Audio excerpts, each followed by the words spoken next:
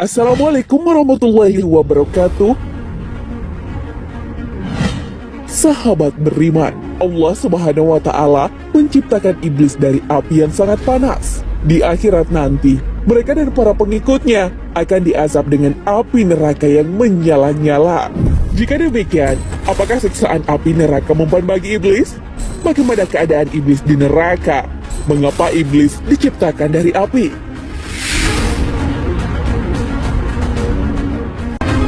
Iblis disiksa api neraka. Iblis memang diciptakan dari api, namun setelah penciptaan tersebut, tidak lagi seperti api sebagaimana yang kita pikirkan. Ketika iblis sudah menjadi makhluk, maka keadaannya berbeda dengan api. Sama halnya manusia yang diciptakan dari tanah. Namun sesudah itu, manusia berbeda dengan tanah. Buktinya, manusia ketika dilempari tanah akan merasa kesakitan. Lebih-lebih ketika tertimpa tanah longsor, tubuhnya akan remuk dan bahkan bisa mati. Abdul Wafa Ibnu Aqil dalam Luhtul Marjan fi Ahkamil berkata, setan dan jin bisa disiksa dengan api sebagaimana manusia bisa disiksa dengan tanah. Intinya, asal dari manusia adalah tanah secara hakiki. Demikian jin asalnya juga adalah api, bisa berlaku seperti itu. Dari pernyataan tersebut, sangat mungkin iblis bisa disiksa api neraka, sebagaimana manusia merasakan sakit ketika tertimpa tanah. Syekh Saleh Al-Munajjid dalam Fatwa Al-Islam Su'al wal Jawab menjelaskan perihal siksaan iblis di neraka. Seandainya setan pun wujudnya api saat ini, maka Allah tetap bisa saja menyiksanya. Allah mampu mewujudkan segala sesuatu, tidak ada yang mungkin bisa mengalahkan kehendak Allah. Sederhananya, manusia ketika memukul dirinya sendiri pun bisa merasakan kesakitan. Begitu pula iblis yang akan disiksa dari jenisnya sendiri. Allah Subhanahu wa Ta'ala berfirman, sesungguhnya aku pasti akan memenuhi neraka jahanam dengan jenis kamu dan dengan orang-orang yang mengikuti kamu di antara mereka semuanya. Al-Quran Surah Sad ayat 85.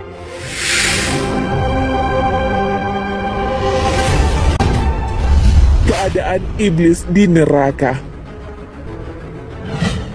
Sekalipun iblis terbuat dari api, ia tetap bisa merasakan pedihnya siksa neraka. Sebab Allah Subhanahu wa Ta'ala Maha mampu mengubah tabiat iblis hingga bisa merasakan siksa api neraka.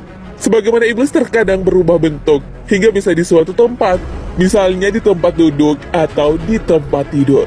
Di dalam Al-Quran juga sudah dijelaskan bahwa bukan hanya azab api yang menyala-nyala di neraka.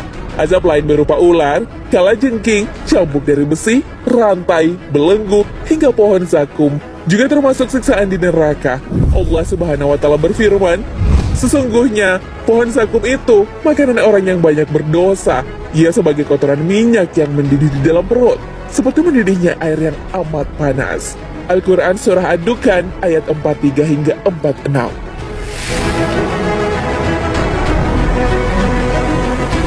Siksa neraka juga bukan hanya dari api yang menyala-nyala, tetapi juga dari dingin yang amat beku. Hal ini sebagaimana dalam firman Allah Subhanahu wa Ta'ala.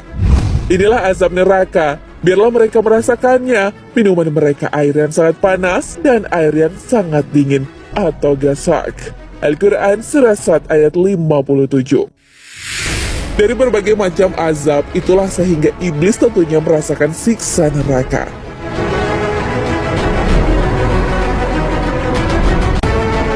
Tentang iblis diciptakan dari api.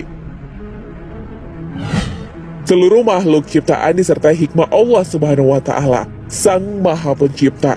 Makhluk ciptaannya tentunya sesuai hakikat masing-masing. Penciptaan iblis dari api pun berdasarkan hikmah dan kejadian Sang Ilahi. Allah Subhanahu wa Ta'ala berfirman, dan Dia menciptakan jin dari nyala api. Al-Quran Surah Ar-Rahman ayat 15. Iblis diciptakan jauh sebelum Allah Subhanahu wa Ta'ala menciptakan Nabi Adam alaihissalam. Hal ini sebagaimana firman-Nya di dalam Al-Quran. Dan sesungguhnya kami telah menciptakan manusia Adam dari tanah liat kering yang berasal dari lumpur hitam yang diberi bentuk. Dan kami telah menciptakan jin sebelum Adam dari api yang sangat panas. Al-Quran Surah Al-Hijr ayat 26 hingga 27. Nah sahabat beriman, Meskipun iblis terbuat dari api, mereka tetap tertimpa azab sesuai aturan yang berlaku di akhirat. Allah Subhanahu wa Ta'ala telah berfirman, "Sesungguhnya kami telah penuhi neraka jahanam dengan jin dan manusia." Al-Quran Surah As-Sajdah ayat 13. Allahu a'lam bishawab. Sahabat beriman, jangan lupa berbagi informasi dengan share video ini, karena sebaik-baik manusia adalah yang paling bermanfaat bagi manusia. Wassalamualaikum warahmatullahi wabarakatuh.